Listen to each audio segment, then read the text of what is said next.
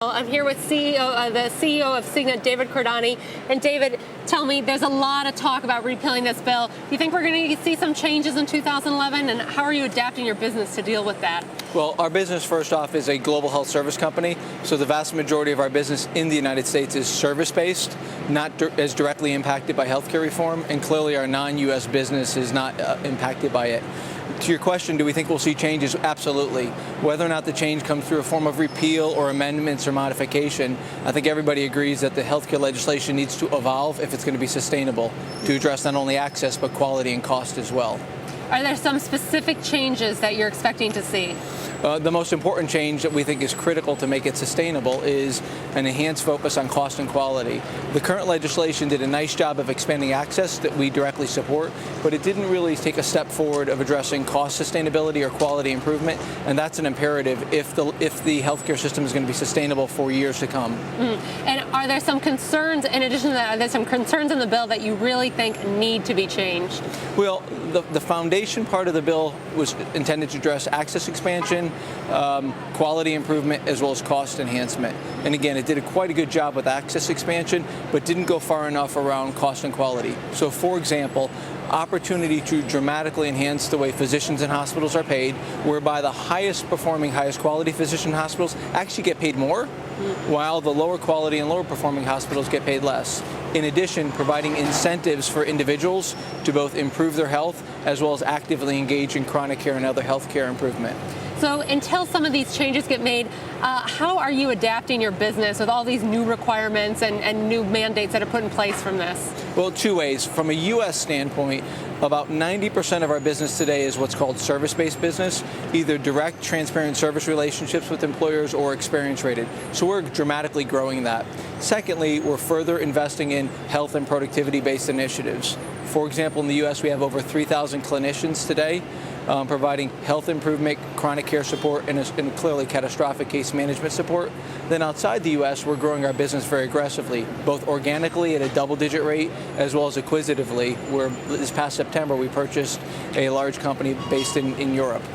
Now, is that expansion outside the U.S.? Tell me a little bit more about that. Well, our expansion outside the U.S. is built off of a large infrastructure today where we are a leader and now the leader in global expatriate benefits. So no matter where an employer has people around the world, we are the leader in terms of taking care of the needs of their expats in a seamless way with a high-quality network. Secondly, we're dramatically expanding our individual business outside the U.S., where we have over 6 million policies already in force, and we sell direct to individuals, either through telemarketing, internet, or direct TV. Hey, David, I'd love to jump in. It's Carol Massar back in New York. What about rates going forward? Hi, and it's great to have you here with us. Talk to me a little about the rate environment, and what do you think about under the new federal rules that states can basically require you folks to explain why you're requiring higher insurance rates?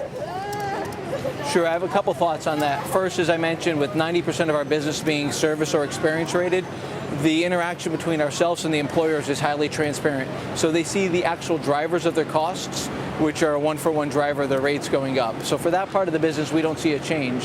For the 10% of our business that actually is guaranteed costs that the rate reviews need to take place, I think what's important is that the regulators understand that the underlying driver of rates going up is fundamental cost increase. The costs in hospitals are going up, the cost of technology is going up, pharmaceuticals, and consumption is going up. So for us as a health service company, we're actually focused on programs to bring those costs down by incenting and engaging people in health improvement. David, are you nervous, though, that you're going to get a lot of pushback from states, though? Give me an idea. Are you feeling pretty comfortable that you're not really worried about this provision within the federal rules? Sure. Well, we're clearly in an environment that's going through a significant amount of change. And we've worked over the past several years to work quite collaboratively with the administration, with the HHS Secretary, as well as within states. And I think that will just continue as we go forward. We believe in a few things. We believe in quality, choice, and transparency. And the rate review process is looking at transparency. So we're well equipped to address that going forward. I wanted to ask you about something that we've everybody's been hearing a lot about over the past few months, and we'll be hearing about at this meeting, it's obesity drugs. Now, you're talking about a lot about preventative medicine, trying to lower costs, keep people out of the hospital.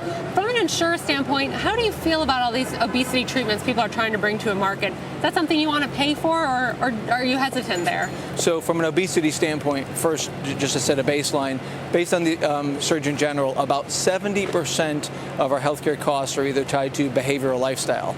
And in the United States, we're about twice as obese of that of the EU. So we have a significant opportunity in front of ourselves to improve our health status. There's a variety of ways to do so.